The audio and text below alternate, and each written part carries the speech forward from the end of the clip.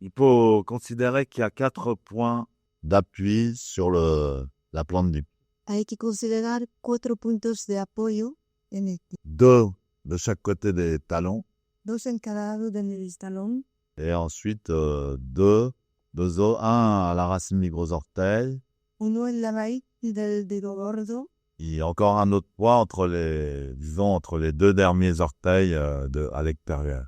Y el otro entre los 2 últimos dedos. En général, notre équilibre En general, nuestro equilibrio sur la plante des pieds n'est pas, à part quelques personnes qui sont parfaitement bien foutues.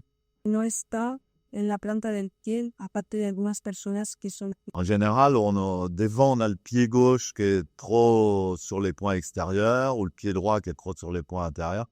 Mais même les 2 pieds ont un abus différent.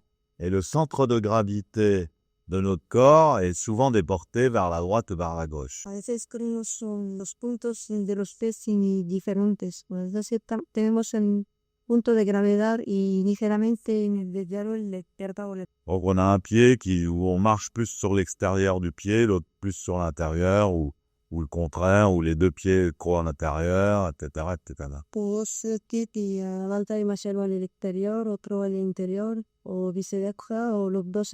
Alors ça, c'est très sensible dans la marche, quand on te promène. Es muy sensible cuando paseamos. Et également quand on se tient debout. Et souvent, la station debout est une station très pénible. Y también con el estado de que la estación de que a veces que es muy dura. Les personnes qui doivent rester debout, travailler debout, O las personas que tienen que trabajar de pie, et qui ont des douleurs dans le dos. y que tienen dolor en la espalda para que. Donc alors en kinine, Entonces el pie, prenez conscience de ces 4 points d'appui sur le sol tenga conciencia de estos 4 puntos de apoyo en el suelo. qui sont sous chacun des pieds. Están debajo de cada uno. Et imaginez aussi un point qui serait au milieu, Imagina también un punto que en medio, qui serait à l'aplomb qui serait entre les 2 pieds, entre los dos, qui partirait disons qui partirait du point qui est situé entre l'anus et les organes sexuels. que partiría del sitio que está entre el halo y los órganos. Et à ce point-là, on ferait pendre un fil à plomb. Desde ese punto se podría dejar caer un hilo de. Voilà, donc ce fil à plomb devrait marquer un centre, un point entre les 2 pieds. Hilo marcaría un punto entre los dos. Donc selon que vous allez porter le poids sur l'intérieur du pied ou sur l'extérieur, ce fil à plomb va bouger de droite à gauche. Et normalement, il devrait toujours être au centre. Y según si importáis el peso en la izquierda o en la derecha, en el interior o en el exterior de este hilo, se mueve. Y siempre debería estar en el medio. Donc pendant Kinine, j'ai déjà expliqué en fait, les 2 pieds doivent toujours rester en contact avec le sol.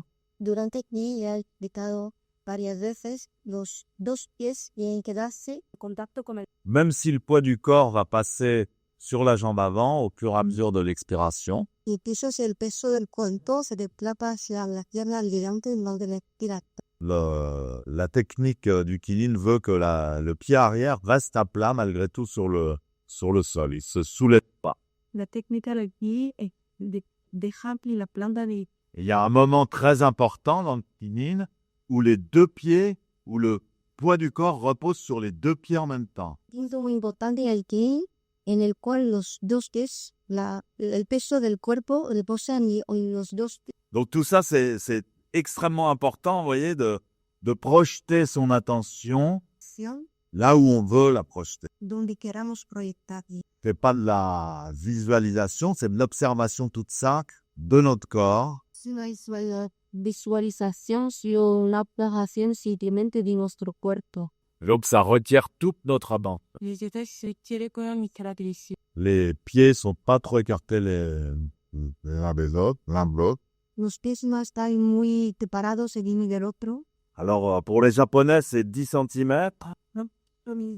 Ils considèrent la largeur d'un point. Moi, je dis que pour les Occidentaux, c'est 20 cm. Y digo que por los occidentales son 20 kg. Il n'y a aucune allusion à un temps.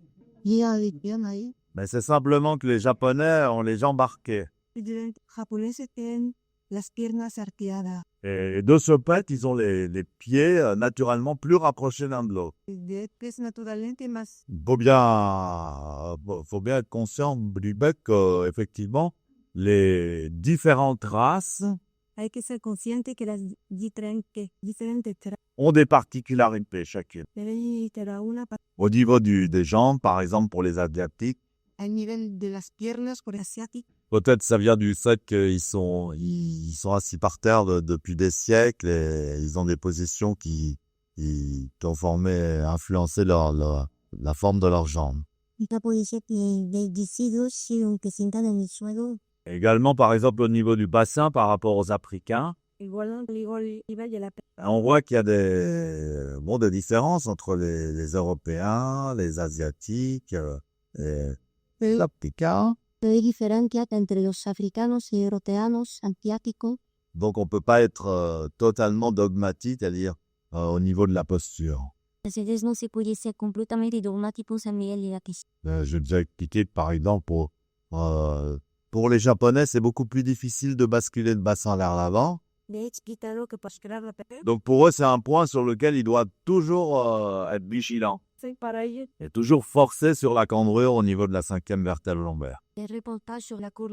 Par contre, les Occidentaux ont, dans beaucoup de cas, déjà une bonne cambrure au niveau de la 5e vertèbre lombaire. Contra dedos occidentales, hemos pillado la buena curvatura Même parfois excessive. incluso a veces excesiva. Et donc, si on force encore sur cette cambrure en dazen, ça peut donner de mauvais résultats. Entonces, si pensamos aún más esa curvatura, puede dar malos resultados en paseo.